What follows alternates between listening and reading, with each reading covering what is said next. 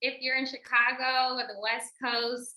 And good afternoon. I hope you've grabbed something really yummy to eat. My name is Nicole Janine Johnson, and welcome to my workshop, Rolling Up White Collar Sleeves for Black Lives. I am so excited to be here with you all this morning, afternoon, today on Friday, the last day of Upswell.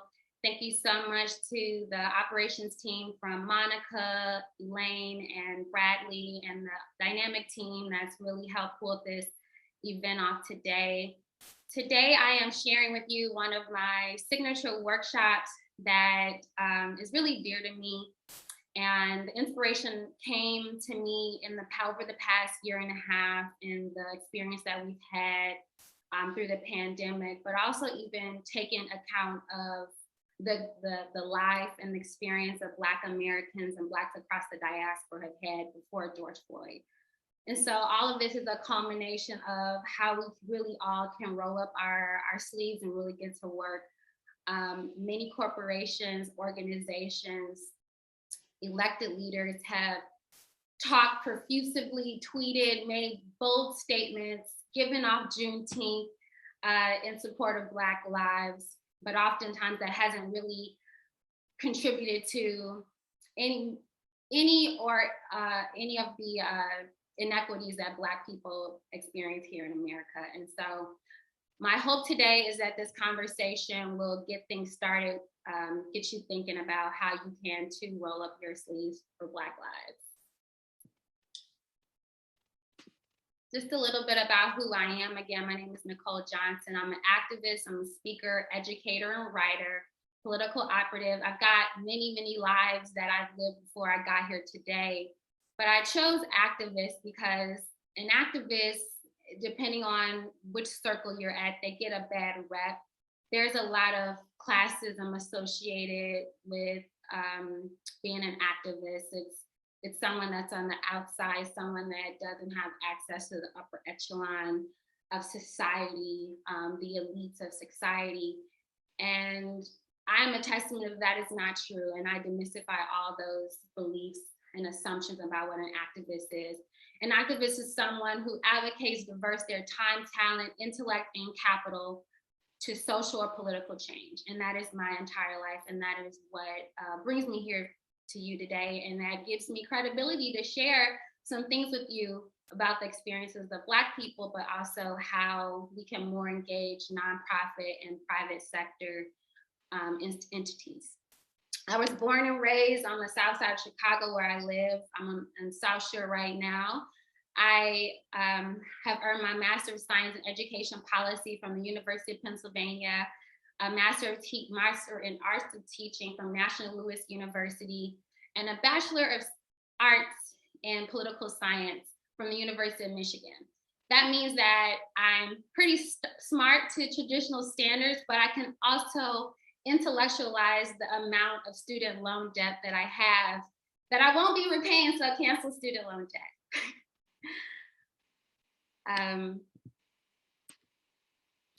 I want to set the context of how I got here today and how I came to this work. On the left side is the home that I grew up in.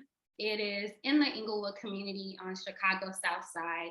Englewood is one of the most poorest neighborhoods in the city of Chicago. And that home, this home on the corner here is the gravestone that, by the grace of God and personal will, that my grandmother was able to purchase with the death benefits of my late grandfather, my mother's father. And I grew up in that home, lived there for more than 25 years.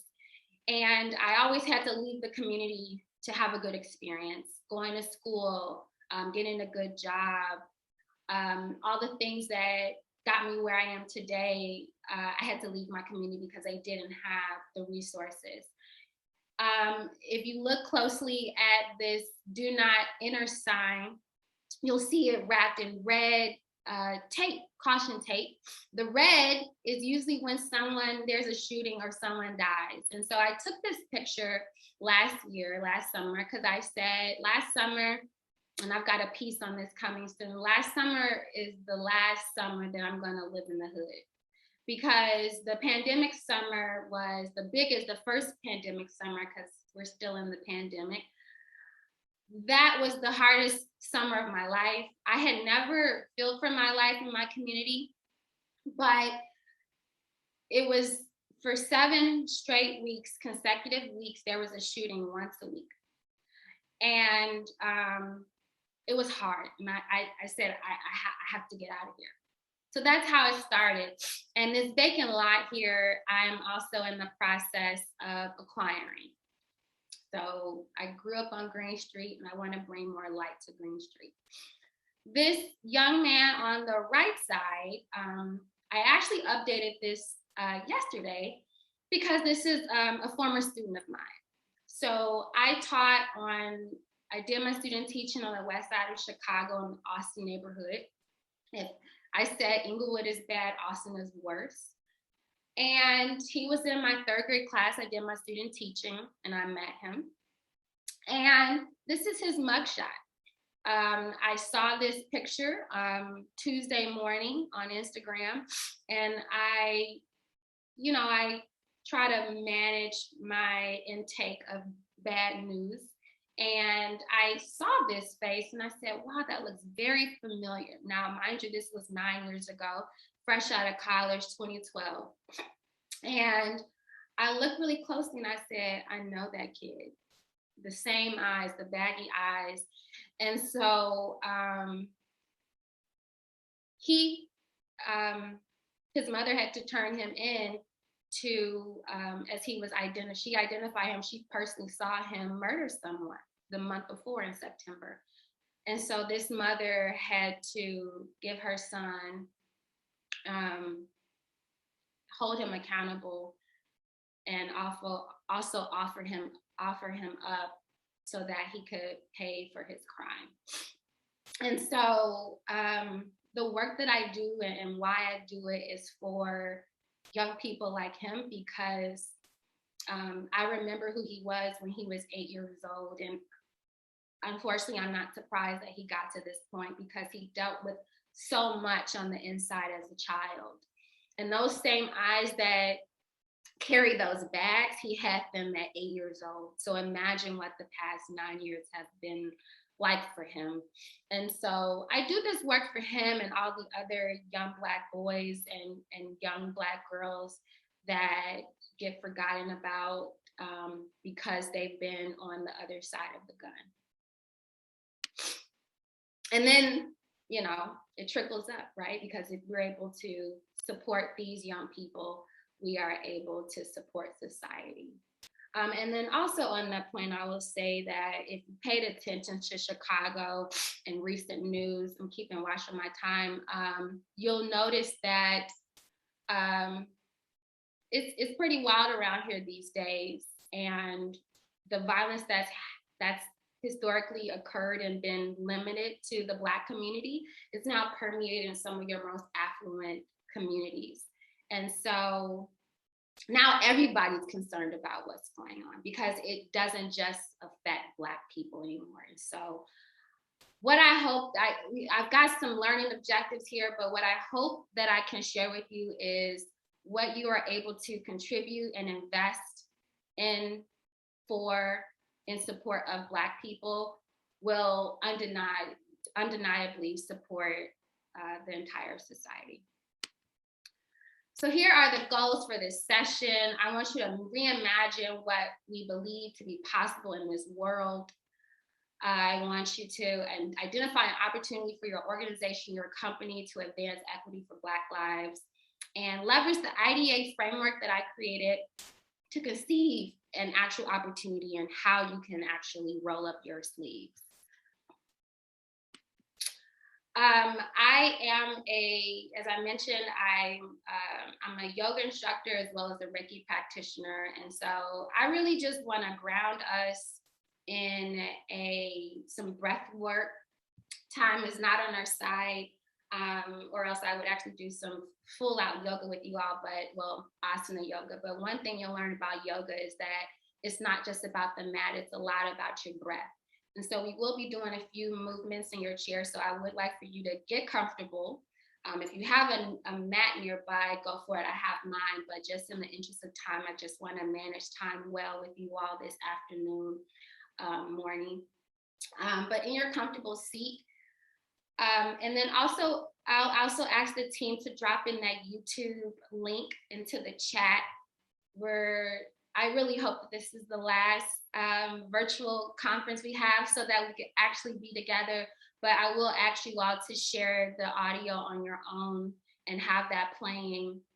Hopefully you're not on your phone, so that you can have it playing and switch the screens. But if you're on a computer, please feel free to open up that YouTube video, and then we can get started on some breath work. So I'll give you all about 30 seconds to get situated. Don't rush.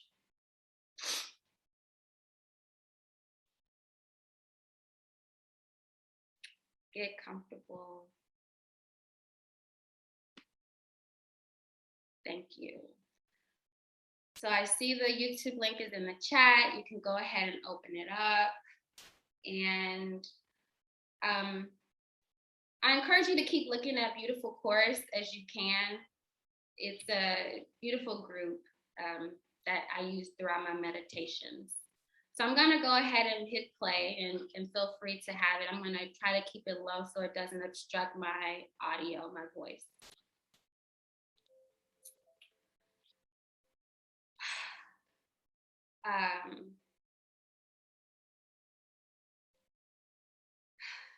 So just breathe. A lot of the work that we've talked about, that we do, can take a really big toll on us.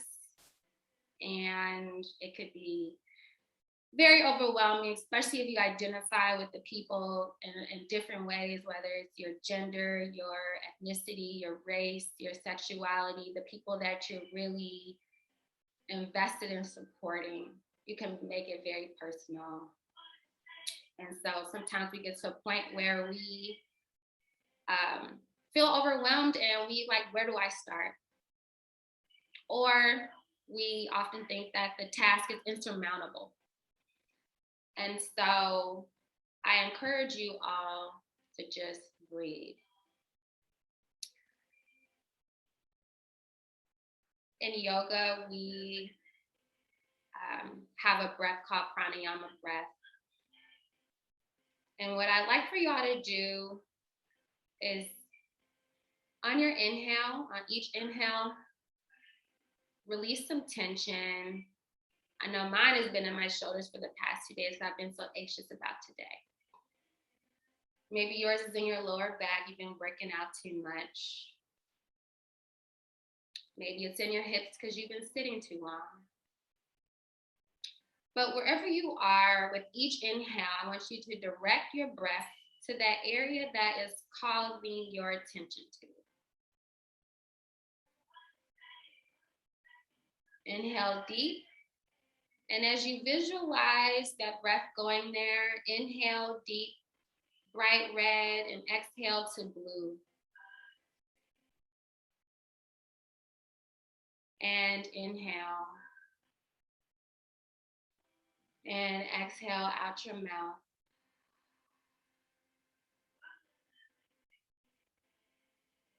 And take some time to listen to, I'll quiet for a second, because I really want you to pay attention to the words, the beautiful chorus.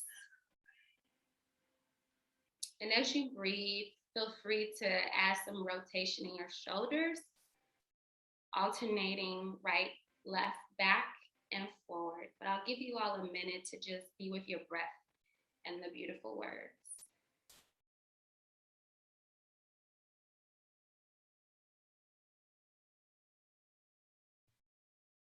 Oh, it's over.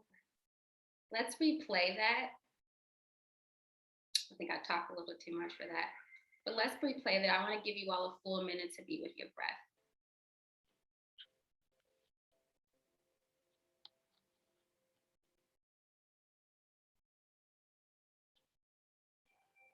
And really listen to the words here.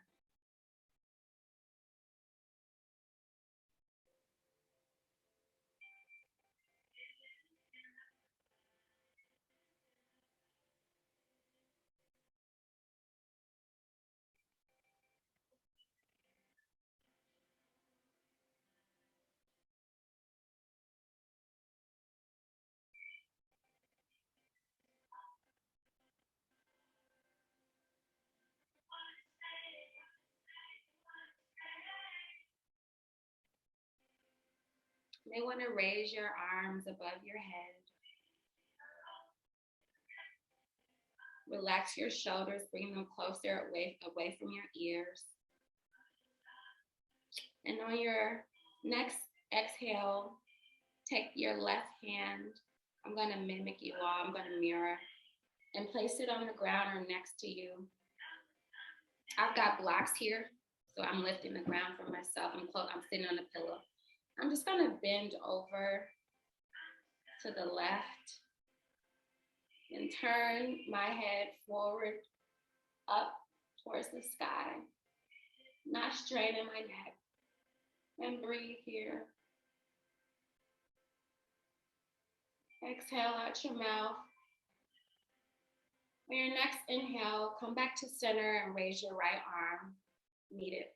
Your left arm meet it with your right. On the next breath, you're going to go to the other side.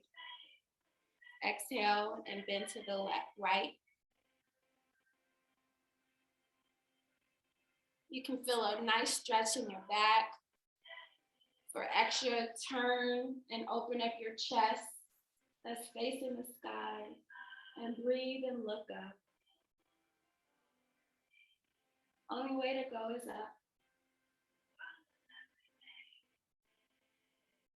And on your next inhale, come back to center and lower your hands. Place your hands on your knees. And on your next inhale, stick your chest out. Give your hips some stretch.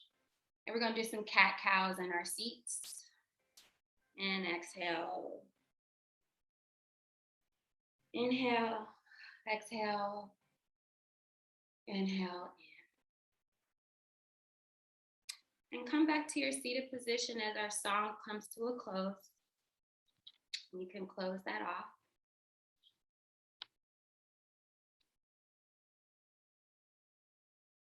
Right? So what I'd like for you all to do is think about if money, time, as we go through this conversation, if money, time, people, power, ideas, etc., were not an issue, that means if there wasn't a limited amount, which I would argue that there isn't, what would it take to realize racial equity for Black lives? I also want to harken back to the conversation with the Angelas yesterday and Latasha. And Angela Davis mentioned radical imagination, redoing this whole world. How do we, she said it, so I think Latasha had said, or no, Angela said it, love for humanity.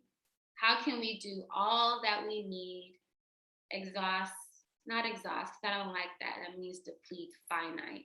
Leverage every resource, asset that we have so that we can have equity for people that truly, truly need it. So as I go through this and you're thinking like, how can we do that? There are no limits here. The limit does not exist. Was that for Mean Girls? I don't know. But the limits don't exist. And so I want you all to just think about abundantly, how can we make things right? So I have a few poll questions. The first question is, do you feel empowered to change the world around you? So you can cue those questions up.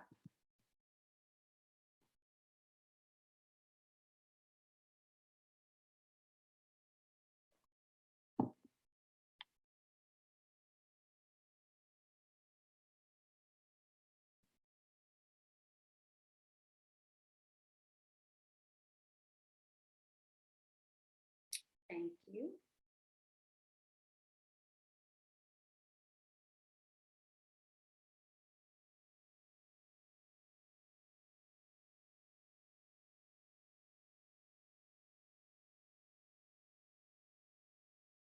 I just want to wait, empowered means,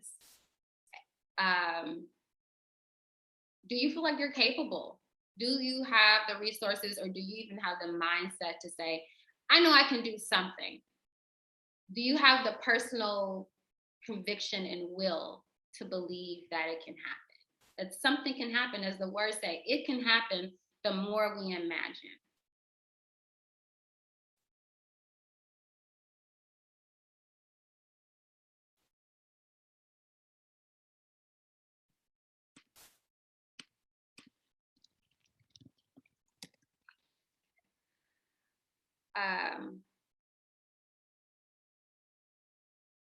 But just okay. Yes.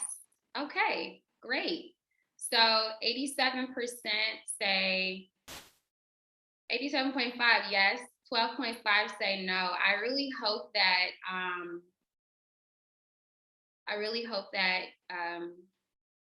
we can change that. I want to skip to another question in the interest of time. If we could skip to does your organization serve a Black constituency? Can we launch that question? Oh, okay.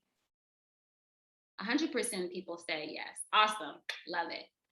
We skip to that question of does your organization serve a Black constituency?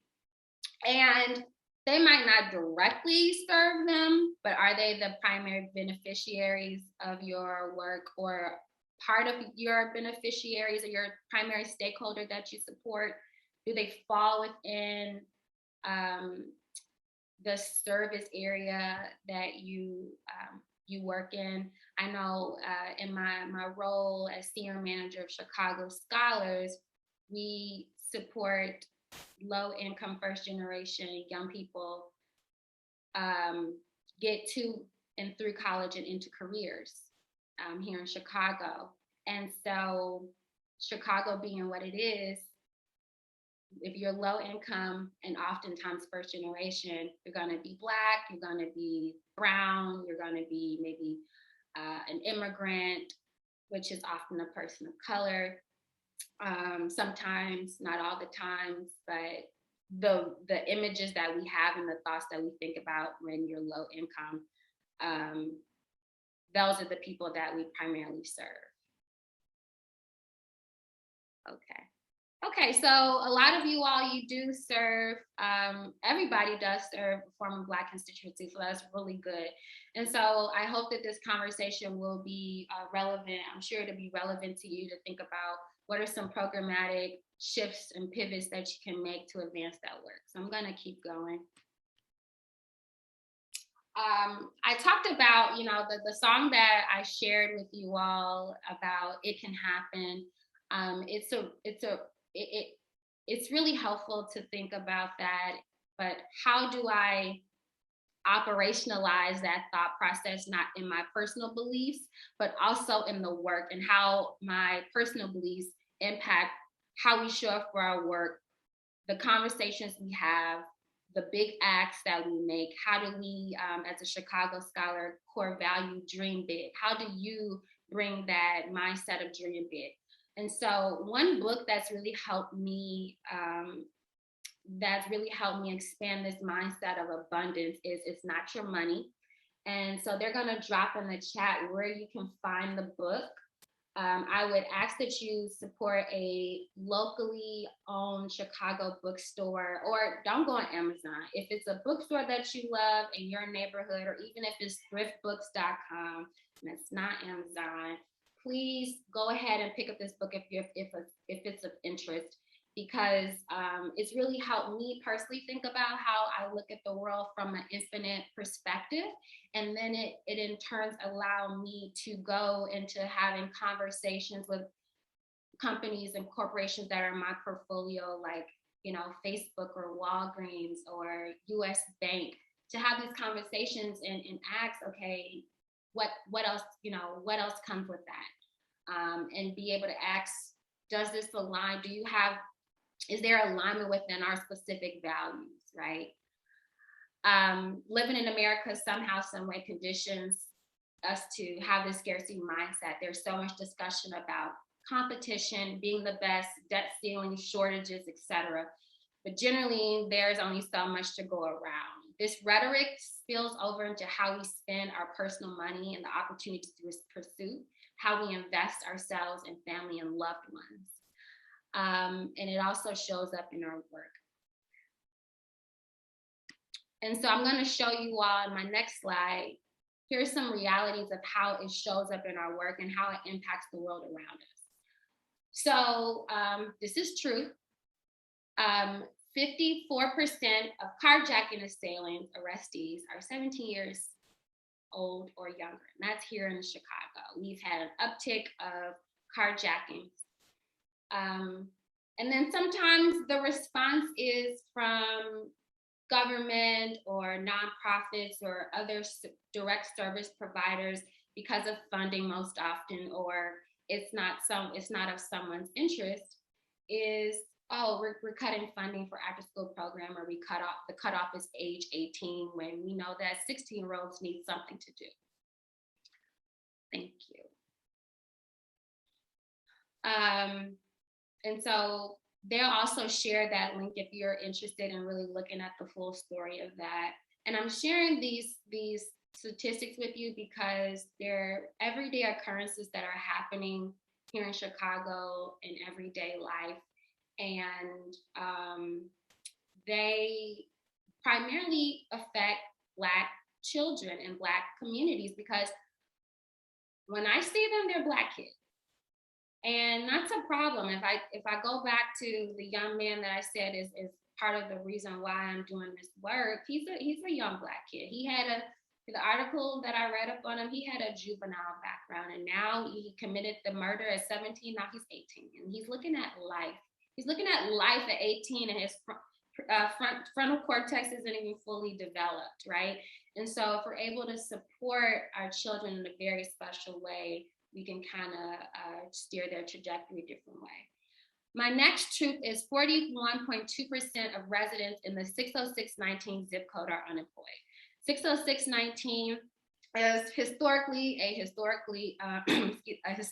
Black community. Middle-class Black people still live there, but over time, inequity has eroded any gains that we've made in the 60s and 70s. And we had a major retailer there that took up shop for a couple of decades, and they lost their tax incentive, and they decided to close the store. And so they'll drop that link in the chat to give you some context on what really happened. And as I dug deeper into that issue, I found that they closed 2 South Side locations, which employed people, brought some considerable tax dollars to the area. And then they moved further north to the South Loop and the near North Side, and put in a nice new location up north where there was a higher income base. And Chicago being very segregated, not many Black people there. And so I share these instances that's happened here in Chicago because I want you to think about what's happening in your own backyard. What's happening in where you call home. You can do it now in another tab.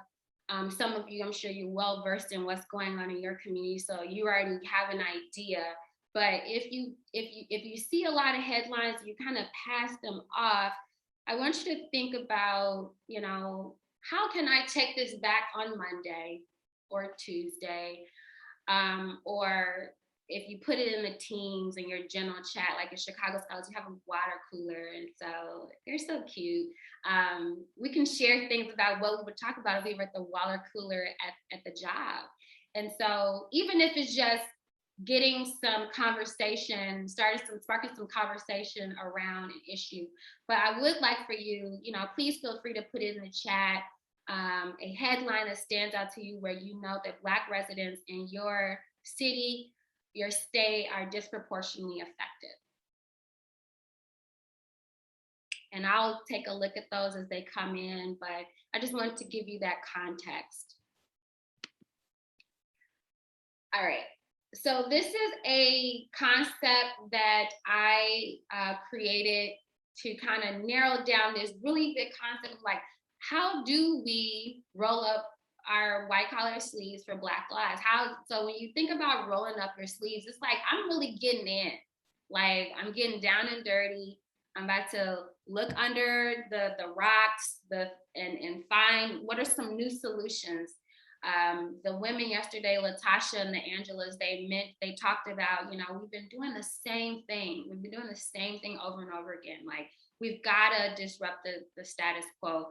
Even talked about how abolition is now part of mainstream now.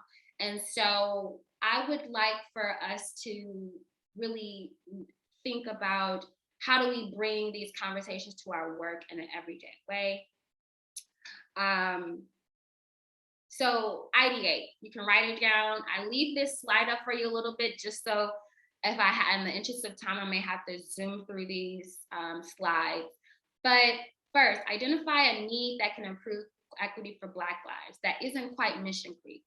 As nonprofits, sometimes you're bored, or, you want to make sure that you honor your commitments to your stakeholders or your funders. You put this in your funding application, but now you're doing this, right? I want to make sure that as you look through what's happening in your community, that it is something that tangentially supports and can be supported by. So one of the headlines I'm reading is CPS graduation rates are up. However, I did see that. However, reading and math proficiency rates are under 20%. Young people are graduating, but with what education? Amazing. Absolutely. What are you going to be able to do if you your proficiency rate reading and math only 20%, right? So if that person works with an education firm, and we'll talk about it, they'll be able to leverage, my hope is that you'll be able to leverage this IDA framework to think about how do we operationalize that into the workings of our organization. So here in DC, Black mother birth, the birthing disparity rate. So if you work with a nonprofit that is health equity based, do you have a Black maternal outreach initiative to support Black moms so that they're able to carry their babies safely and deliver them and survive, and both mom and baby survive? I'm gonna skip through this one, but this is a very important one. If you all can drop this link in the chat. But just very briefly, I'd like any presentation I have, I wanna make sure that people know just how grotesque the Black-white wealth gap is. And so when I have these conversations with people, initiatives are good. And this is how you want to even communicate, which the next slide is about, communicate to your funders is, yes, we want to do this, and this is how it's going to impact the wealth gap that exists within the Black community. So you can peruse that article in your own time. But here we have identify a need, and I've got some key ways that you can do it, 5 ways that you can kind of look it up. One is check out the American Community Survey. So that's every year, the Americans, the census, you got the big census that have the decennial, it happens every 10 years. And then we have the American Survey, which is some of that more consistent data from labor participation to income. Do you have internet access at home? Do you have a computer at home? Ages of people that are working, language spoken at the home, all that jazz. But it's more consistent and oftentimes more reliable. So you may want to narrow down it based on your zip code or census tract that's nearby where your organization is headquartered. Just so you can, or you're looking at, okay, the headline, this is what the headline is. So the headline was about Black maternal mortality rates. And so you may want to look at, mothers, census data on mothers and children and income. And so that may give you a bit more context of how to build out an opportunity to support that initiative. I also want you to look at some local organizations and coalitions that are already doing the work. A really big one here is organizations or issue campaigns that are at odds with your elected leaders. Because oftentimes, like here in Chicago, if City Hall is against it, the people are for it. And so if your elected leaders are against a specific opportunity, that may be something that you want to move on, because you can be able to advance some of that political will depending on who's in your realm of influence.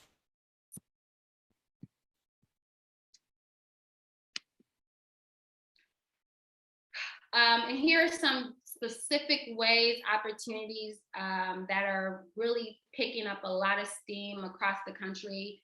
As I mentioned about the economic wealth gap, financial, financial. So are you supporting universal basic income or cash transfer? Is there an opportunity for you to support or advance that within your constituency?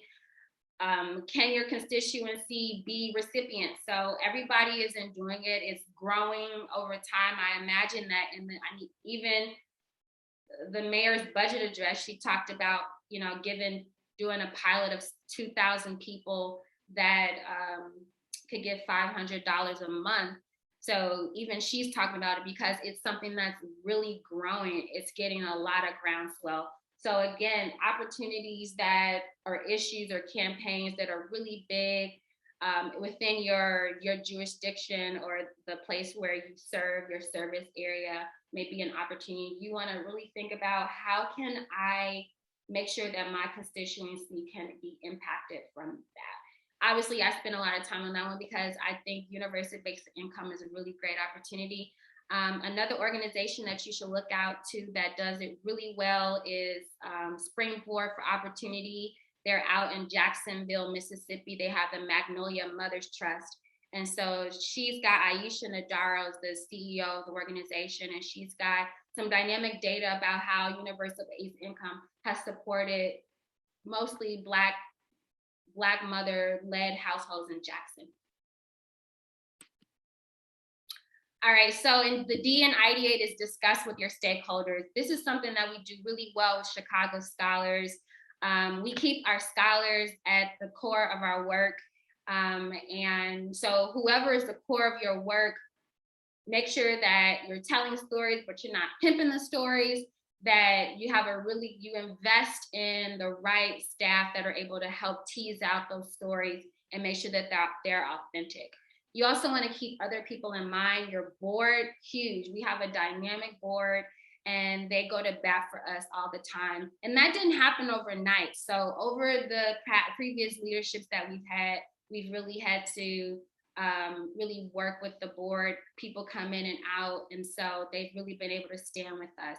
So your board will be a huge player in you being able to do this work, because they can help make connections, bring additional resources that you didn't know existed, and can go the distance with you. Megan, that organization is Springboard for Opportunity. It's in Jackson, Mississippi. Aisha Nadaro, you should follow her on Twitter. Dynamic sister, great lady. Also discuss to funders. So speak with your funders that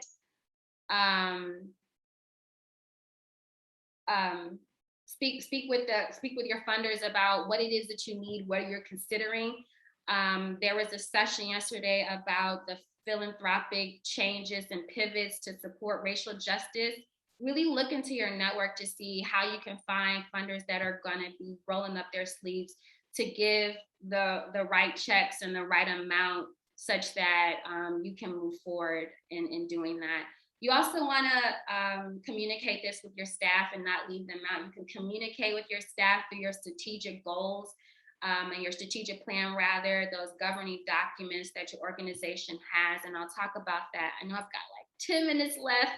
This is so much. And then also with the general public, it's really important that you communicate, you take a stand on these issues. So much that you're not being too political. If you want, I would encourage that you should be political, that you just don't lobby, right?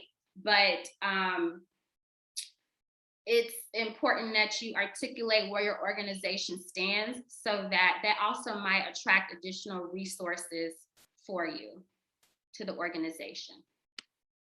What that looks like, check out the op-ed project if you want to submit some op-eds to really shift the conversation about a specific issue in your wheelhouse. So you want to explore some political requirements. You've got human capital. One of the, I have voted here, nothing about us without us. So how do you engage your primary stakeholder in the work that you're doing? And everything else comes from there. So do you have a focus group, or do you have a steer committee that's comprised of a diverse group of your stakeholders that are able to weigh in? And this last point, a lot of us have very different levels of privilege and access to privilege, but this really helps you answer this question: is think of yourself. What supports did you need to get where you are? And does your constituency have that same privilege or access? The financial capital, again, being able to articulate, okay, what is the bottom line? If we want to expand this specific initiative to a new stakeholder, how much is that going to cost, and how do we find the capital for that? And also with the social capital, is your outreach, your engagement culturally responsive? Are ready racial justice, equity, accessibility, diversity, and inclusion values reflected in your initiative objectives and priority? Is it a priority, right? So do you even use this lens to think about the relationships that you build and how you communicate this work to your stakeholders? First A is advance political will. So essentially a political will is is it a preference of the community or the constituency? Is it a preference, or is there a commitment to that preference exercised by the elected officials? And are those key elected officials committed to that? You know, who are they, and are they engaged on this issue? Are they educated in this issue? So depending on where your organization is, whether you have a C3, you know, your 501c3, or you have a 501c4 that's able to do a little bit more advocacy and lobbying. So in the past, I've worked with Chicago Votes, and we had our nonprofit C3 that was voter registration, but we also had a C4 that was able to push forth automatic voter registration and grace period. We're the 11th state, Illinois is the 11th state to have that forward. And so protecting the right to vote is very, very much in support of protecting that right for Black lives. So is there existing political will? How can your organization adhere to your legal implications, but engage in the political and advocacy space? You want to assess the existing landscape. Who's already doing this work? No need to reinvent the wheel, but as I mentioned in the under identify an issue that is in mission creep, you can look to see who are the key players, what are the existing coalitions that are already doing this work. So I talked about university-based income. Here in Illinois, we've got the Illinois Economic Security Project. And so they're really advancing that work, and they're adding more people to their coalition. So even if, in year one, you join a coalition and you learn more about the issue, you bring it to the board. And then maybe year two, you think about how can we get our constituency or our stakeholders to be recipients of this specific opportunity or this project. One other thing I will say that I forgot to mention, I'm going back to advancing political will, but it's really important that you understand your proximity to power. As a nonprofit, especially if it's well-funded or you have some key influencers on your board, is if you all speak out on something that changes, that sends a signal to your elected officials that say, we're hearing a lot of this. We see so-and-so is on that board. maybe we can start moving in that direction, right? And so even if there isn't much there, think about how you can leverage your resources and the people that you have access to move on that. And so that again goes back into the T and tap into your resource. So again, who is the board? Is there someone that can help move the needle, bring additional resources, or be your mouthpiece and protect the organization? In my role as Chicago Scholars, I lead our corporate engagement strategy. And so a lot of the work that we do and how we do it is through our corporate engagements and our relationships. So if those are new or existing funders, how can you go to them and say, hey, this is something that we're thinking about. We saw in the news that you made $100 million statement last June. Are you ready to make good on that promise, right? And so we're able to have those conversations. I'm lucky to be able to have those conversations with those corporations. And so that may be able to give you all some insight on how to do that as well. And please feel free to start dropping your questions in the chat. There's a delay here, so I would like to get to some of those questions. So if you do have questions, they'll loop them to me so that as I finish this last slide, they'll send them to me so I can get you some good answers. And so lastly, establish metrics and execute. So this first three questions are really important. What metrics determine on-track success? Are they evidence-based? So I share with you the Brookings Institute link. A lot of us, you may or may not have access to a lot of journals like JSTOR and SAGE journals that you read in college, but there are a lot of academic institutions that can really help drive the work that you do and ensure that you're actually moving the mark, that you're doing something that actually matters. Don't just do it because it's cute or it's a photo op or it's safe or we're not direct service.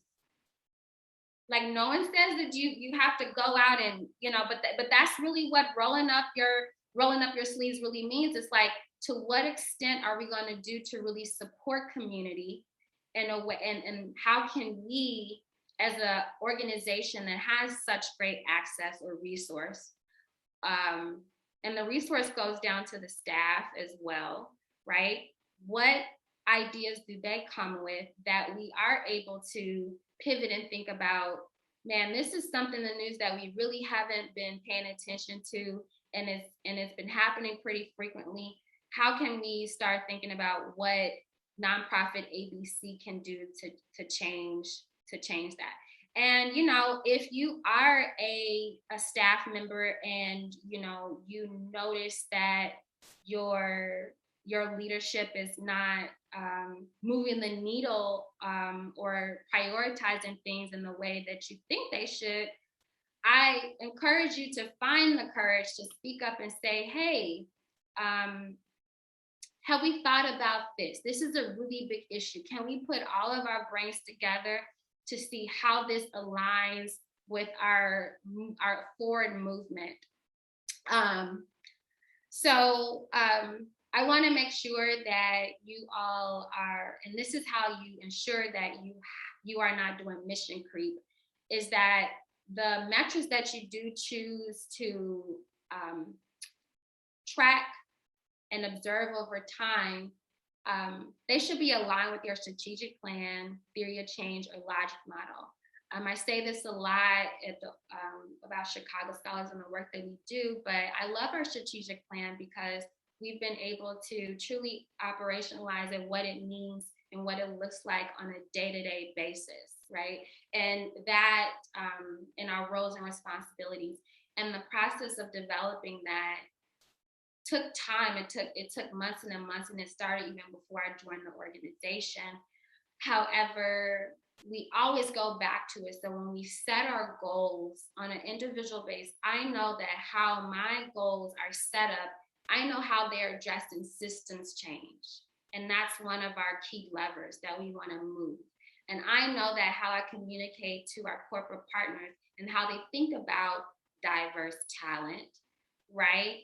I know that they are able, I'm pivoting and helping them have their shift and say, we had this all wrong. There is good talent, as opposed to what I can't remember that CEO. It's not Charles Schwab, but it's another financial institution that said that they couldn't find good talent, right? So again, the systems change work. That goes, all our metrics go all the way and feeds back up into our strategic plan. So maybe a really good next step for those that are on team is, if there's no room in your strategic plan to accommodate truly pursuing equity for Black lives, you may want to revisit that strategic plan or those guiding documents, such that what does system change look like for us and our mission, and how do we make it so that it directly impacts our primary stakeholder? And so with that being said, I'm actually going to go here. I know that they do give you opportunity to have office hours with me if you want to continue this conversation. I really did my best to try to break down such a very big multi-day conversation in about a 30 to 35-minute presentation for you all. But if you do want to schedule some time to continue this conversation, I would love for you to, find some time on my calendar here at nicoleletswork.as.me/free strategy. You can talk for 30 minutes. And I know that the Upswell platform also allows you all to look into my office hours as well. If you'd like to shoot me a note, my email is nicole@nicoleJanineJohnson.com. You can find me on Twitter. Nicole J. Shy is my Twitter handle. And LinkedIn, Nicole J. Johnson, MSED. And with that,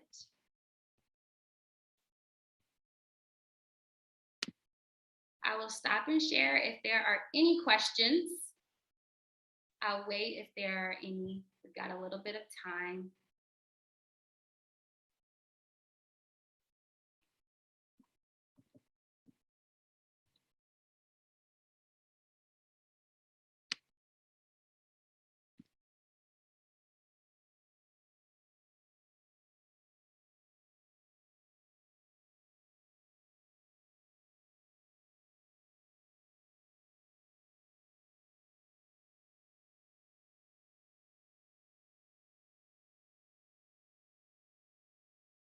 Okay.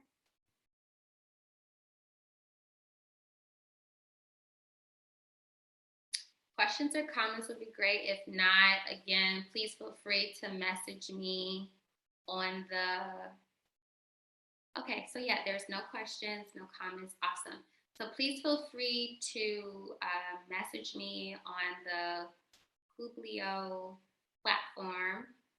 Shout out to Upswell for choosing a new platform that I really like the engagement. Yes, okay, thank you, Katie. I hope it was helpful.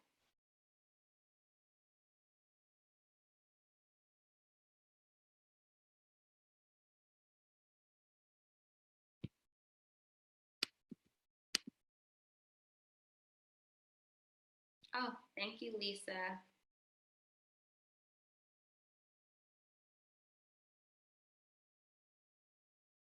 Thank you, Tanisha.